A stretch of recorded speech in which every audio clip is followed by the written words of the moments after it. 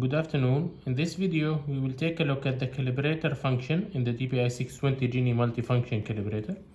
We will work on both the DPI 620 Genie, the DPI 620 Genie IS, which is the intrinsically safe version, and we will do a real life example by calibrating this Yokogawa temperature transmitter and see how can we do the calibration, and then we will see if we have an error, and we will come to know how much is the error and if it is pass or fail using the documenting function in our calibrator. So if we go now, when we turn the equipment on, we will come to the dashboard screen. We'll go to calibrator. We will find that we have channel 1, channel 2 and pressure.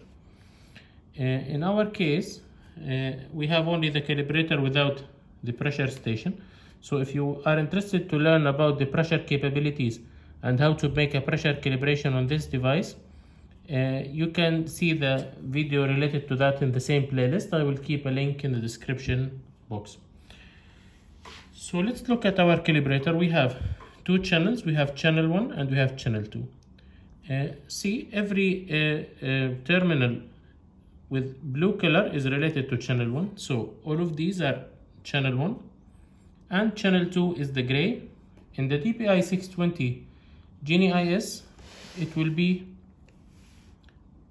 have channel 1 in continuous line, channel 2 in dash lines.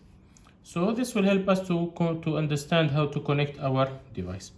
So in our case, the transmitter I wanted to calibrate today is a temperature transmitter which accepts a PT100 RTD probe, and the output is 42 milliampere. Of course, we don't have an external power supply, so we will power our device from the calibrator power. Okay, we came to the calibrator menu. Here we have channel 1, channel 2 and so on. How to configure the channels? So in our case, we have our calibrator. We wanted to simulate an RTD signal from our calibrator and measure the output and do the calibration. Let's go back to the dashboard. To do any setup in Druck Calibrator, you have only 3 steps. It's very simple and easy to use. First step is to click on the calibrator, then swipe from right to left to go to the task menu. From task menu you can configure. Electrical tasks are pre-configured tasks, or you can put a custom task. We will make a custom task today.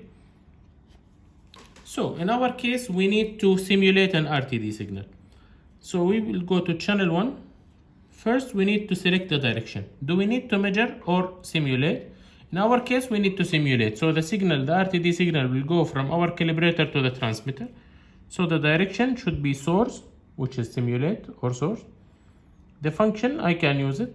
I can change it, sorry. So I have current, voltage, millivolt, thermocouple, frequency, resistance, RTD, pulses or observed. All of these functions can be configured as a simulate or source. So in our case, we need an RTD. The unit, select, we wanted Celsius. The range of our transmitter is 0 to 100 degrees Celsius. Then we have the utility function. Utility, if I have a temperature switch, I will select switch test. In our case, it's a transmitter, so no need, we will keep it at none. Here we go, we are done with channel 1. Take channel 2.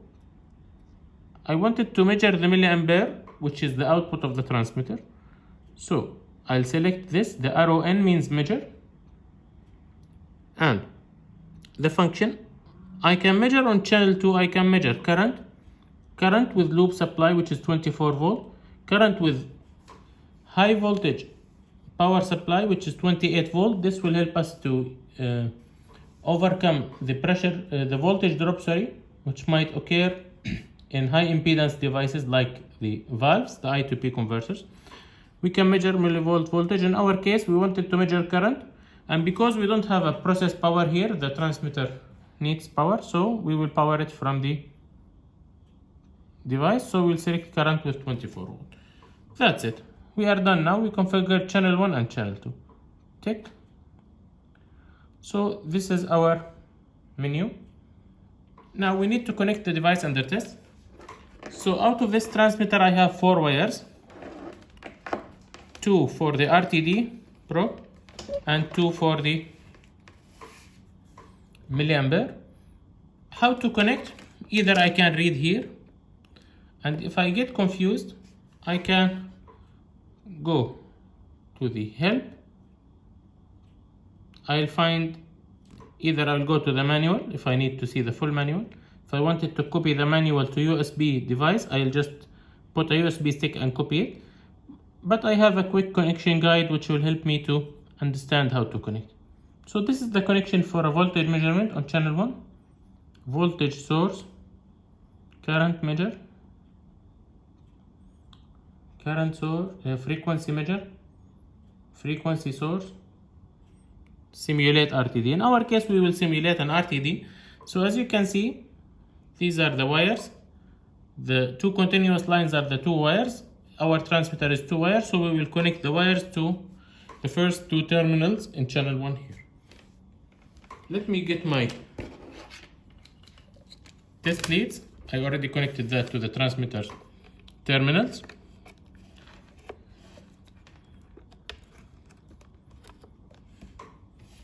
And I'll connect the milliampere to channel 2. So just to see how can we connect the milliampere, we will find it here. So channel 2 current loop measure. We want to measure the current with a power supply. So this is not our connection. So these are all the connections in the guide. Whether I need an external power, an internal power. I wanted this. Okay.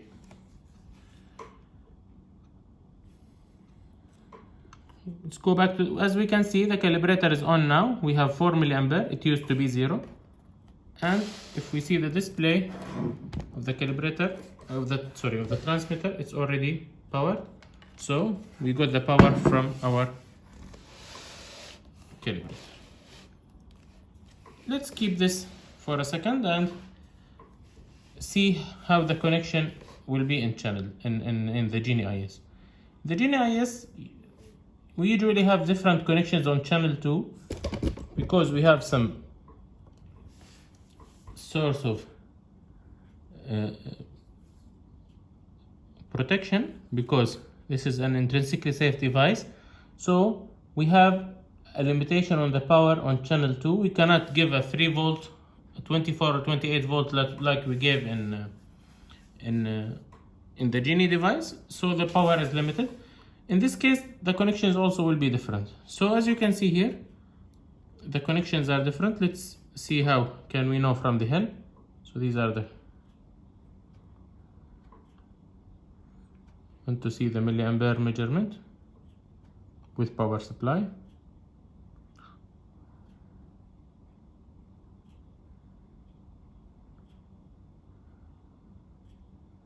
So as you can see, I need to connect to the top 2 here, because here I have milliampere plus minus with 15 volt, which is the voltage we have. So we have a power here. If I need to measure current with power supply, if I want to measure without power supply, I'll connect here. So this is the positive and negative for the milliampere without a power supply. So we have an external pressure, no need, external voltage, sorry, no need to connect to the internal voltage source of the device. Coming back to our calibrator, as you can see, we have the channel 1 is having the input of the transmitter, channel 2 is having the output of the transmitter. At 0 degrees Celsius, we got 4 milliampere, 4.00, which makes sense. The full scale of this device is, of the transmitter, is 100 degrees Celsius. So if we change this, we wanted to make a 5-point calibration. The First point is 0, second point is 25 volt, 25 Celsius, sorry.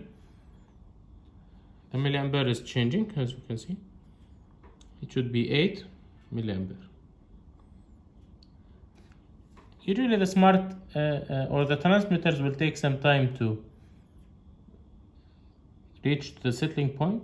So it's 7.96, it's not 8, we have an error of 0.04. Can change it to 50. So this is how the way we change the input.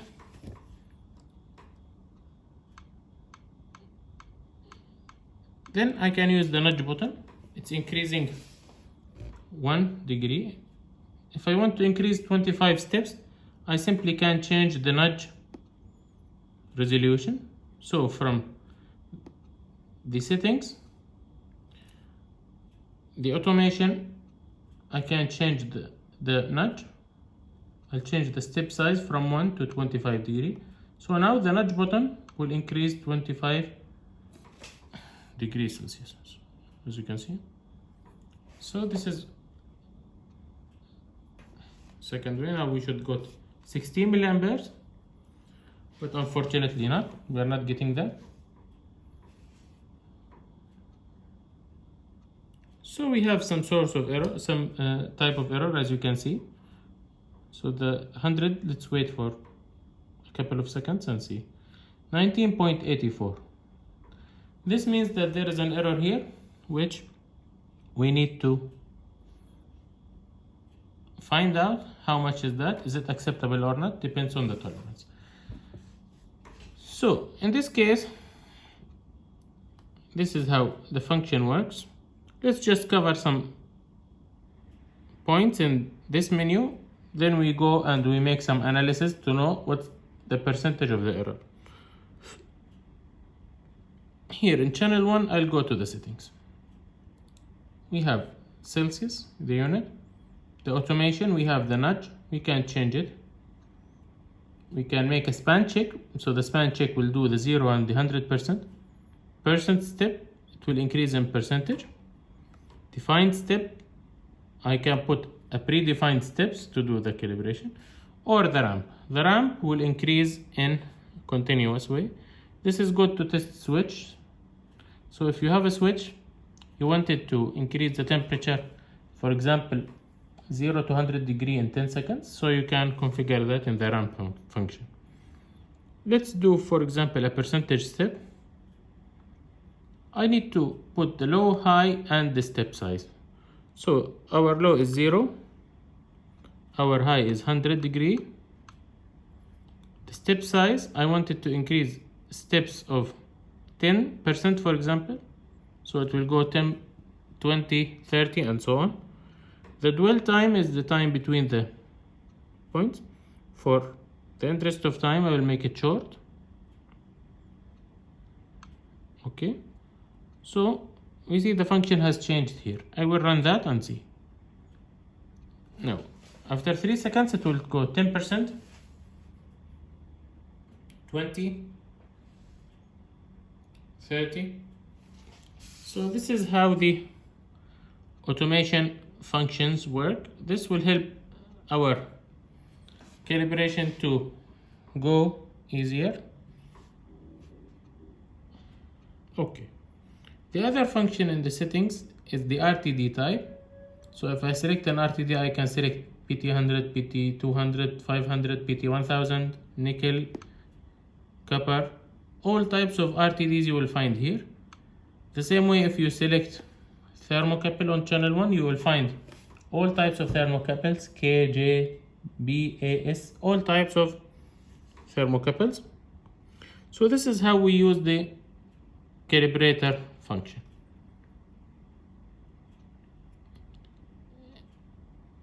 So we used the custom task to configure channel 1 and channel 2. We have a preset tasks we can select from. So let's say that we have got a different transmitter. We need to get a thermocouple from here, and we need to measure the milliampere. So from the electrical tasks, you will find the predefined tasks, which So we wanted to source a thermocouple and measure the milliampere. Let's see when we have channel 1 thermocouple. Yes, so this one. Channel 1 is thermocouple, simulate. Channel 2 is measuring milliampere with power supply. And here is the connection guide. The channel 1 color is green, so it will be connected to the green socket. The channel 2 is blue, so it will be connected to that. Okay, let's say that I'm frequently using the thermocouple and the RTD. So I can add them to the favorites. Instead of coming to the menu every time and select from a lot of options, I will find these options in my favorites. So this will make the life faster and it will simplify your work. In the next video, we will see how can we make an analysis and understand the error.